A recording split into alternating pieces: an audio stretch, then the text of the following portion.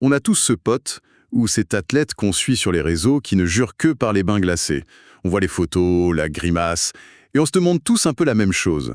Est-ce que je devrais faire ça moi aussi? C'est devenu un vrai phénomène. Mais derrière l'image, que se passe-t-il vraiment? Pour y voir plus clair, on s'est plongé dans une pile de fiches d'informations qui synthétisent en fait les toutes dernières données scientifiques. Et notre mission, c'est de démêler le vrai du faux. Parce que la réponse, et c'est ça qui est passionnant, c'est beaucoup plus nuancé qu'un simple oui ou non. On va décortiquer le protocole, les bénéfices et surtout le compromis caché dont on ne parle pas si souvent. L'idée, c'est de comprendre comment et quand utiliser cet outil de manière stratégique. C'est exactement ça.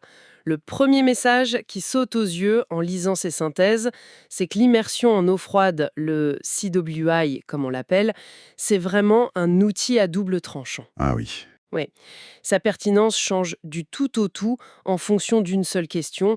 Est-ce que mon objectif, c'est d'être performant demain ou d'être plus fort dans 2 mois?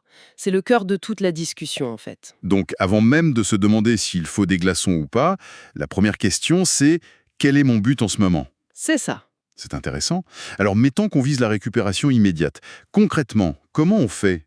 Il y a une méthode précise où il suffit de remplir sa baignoire d'eau froide. Parce que ce qui m'a frappé dans les sources, c'est justement la précision des recommandations. Pour la température, par exemple, on parle d'une fourchette très, très stricte, entre 10 et 15 degrés Celsius. Oui, chiffre sorti du chapeau, tu vois. D'accord? Une eau à 5 degrés, par exemple, ce serait non seulement très dur à supporter, mais ça créerait un stress bien trop important pour le corps. Mhm. Et à l'inverse, une eau à 18 ou 20 degrés, c'est frais, mais ça n'aurait pas les effets physiologiques qu'on recherche. Donc cette fourchette de 10-15 degrés, c'est le point d'équilibre parfait en quelque sorte. C'est ça.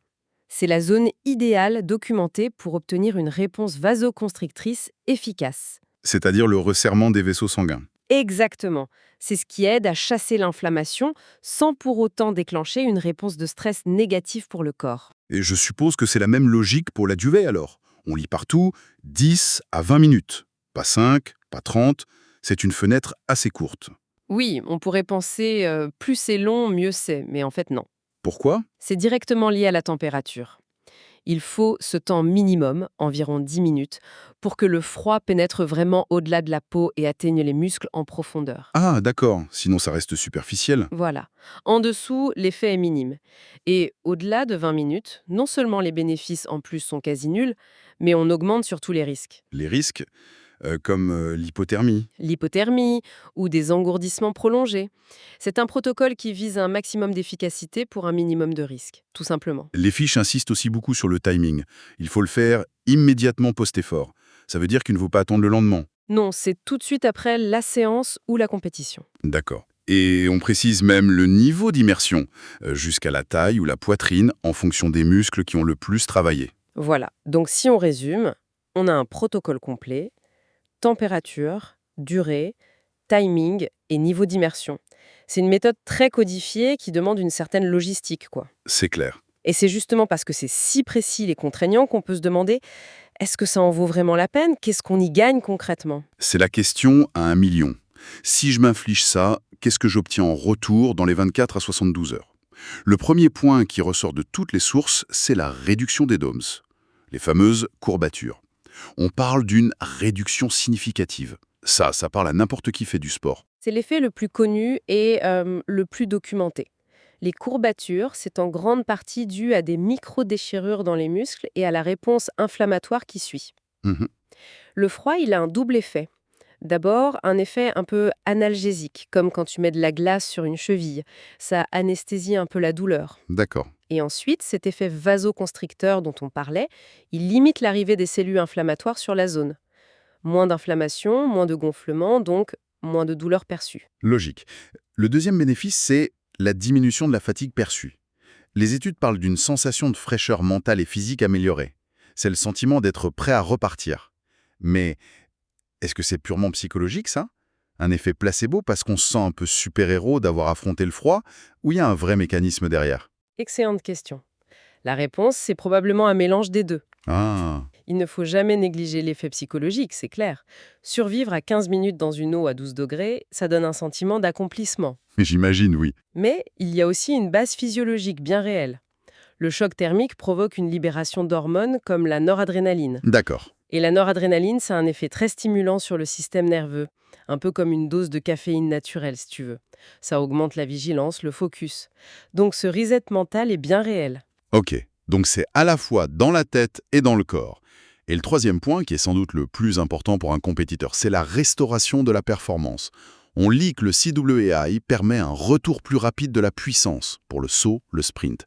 Ça, c'est du concret. C'est le cœur de l'argument. Si on met les 3 bénéfices bout à bout, moins de douleur, moins de fatigue et une restauration plus rapide de la puissance. On voit le scénario d'utilisation idéal se dessiner. Exactement. Imagine un joueur de tennis dans un tournoi du Grand Chelem. Il joue un match en 5-7, il doit rejouer 48 heures plus tard. Son but, c'est pas de devenir plus fort, c'est d'être le moins cassé possible pour le match suivant. C'est exactement ça. Pour lui, le bain froid, c'est un outil en or, c'est ce que les sources confirment. Le but, c'est de réparer pour demain, pas de construire pour le mois prochain. C'est un bouton reset, pas un bouton upgrade. Et c'est là que ça devient pour moi complètement contre-intuitif. On passe notre temps à nous dire que l'inflammation c'est mal, c'est l'ennemi, et là les sources nous disent qu'en fait cette inflammation qu'on combat avec le bain froid, c'est peut-être le moteur du progrès. C'est l'idée, oui.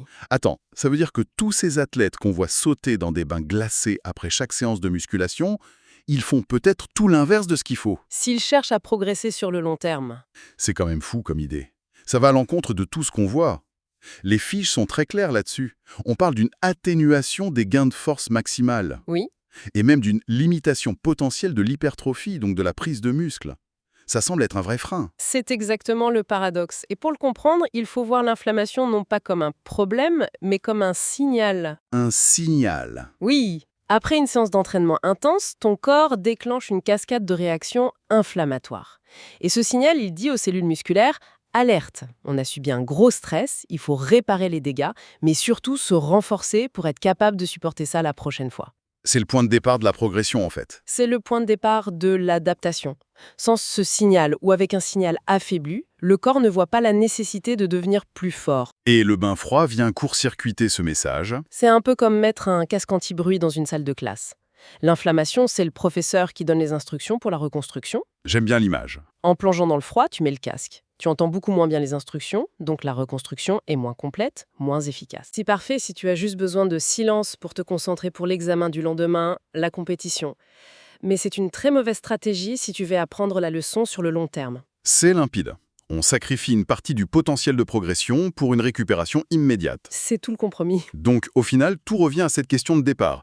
Il n'y a pas de bonne ou de mauvaise réponse, il y a juste un choix stratégique à faire. Exactement. Un choix en fonction de son calendrier et de ses objectifs. Il y a un graphique dans une des fiches qui est très parlant. Il met vraiment en balance les deux scénarios. Oui, D'un côté, quand l'objectif c'est la performance immédiate en compétition, dans un tournoi avec des matchs tous les 2 jours, le bain froid est présenté comme favorable, la priorité c'est d'être prêt pour la prochaine échéance. logique. Et de l'autre côté, quand l'objectif c'est le développement en pré-saison pendant un bloc de force ou de prise de masse là, le bain froid est clairement à éviter. Oui, parce qu'il vient saboter la raison même pour laquelle tu fais ces entraînements.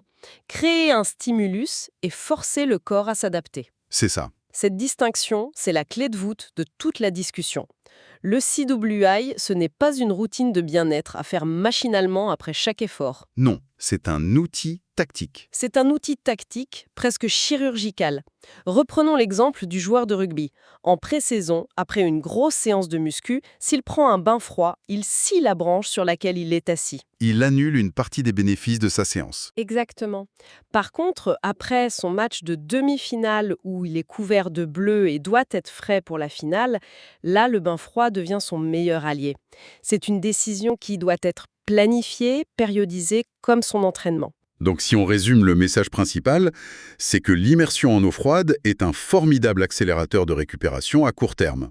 C'est un allié de poids quand la performance immédiate est la seule chose qui compte. Oui, Mais ce même outil devient un ennemi du progrès s'il est utilisé de manière chronique, systématique, pendant les phases où on cherche à construire du muscle et de la force. c'est parfaitement résumé. La clé n'est pas dans l'outil lui-même, mais dans le timing et l'intention. C'est une pure question de contexte. C'est fascinant. Tout à fait. Et ça ouvre une réflexion qui est, je trouve, encore plus large. C'est-à-dire, Les sources insistent beaucoup sur ce choix binaire, performance contre adaptation. Ça pousse les entraîneurs, les athlètes, à se poser une question fondamentale. Comment est-ce que je planifie ma récupération de la même manière que je planifie mon entraînement? Ah oui, c'est intéressant. On ne pense pas souvent à ça. On parle tout le temps de périodisation de la charge de travail, mais on devrait sans doute aussi parler de périodisation des stratégies de récupération. À quel moment de la saison je mets l'accent sur le reset et à quel moment je laisse le corps construire tranquillement? Et chercher des alternatives peut-être. Qu'on n'a pas abordé ici. Une immersion plus courte, moins froide, juste sur les jambes. C'est tout un champ d'optimisation qui reste à explorer pour naviguer ce fameux compromis.